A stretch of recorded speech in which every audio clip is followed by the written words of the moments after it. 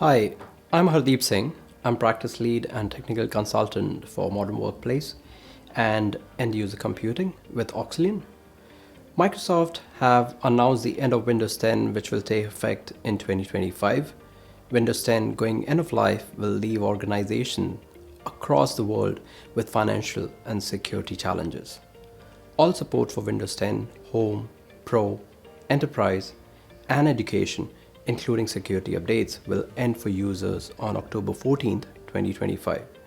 From this date, customers will be vulnerable to security attacks if they do not pay for security patches amounting to €57 or £49, doubling annually for Windows 10 security, unless they upgrade to Windows 11. During our upcoming webinar, we will discuss how to make this transition from Windows 10 to Windows 11 as seamlessly as possible.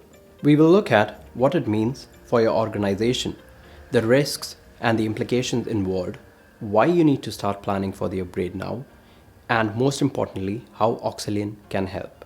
Now is the time to review your options and start planning your upgrade before it's too late.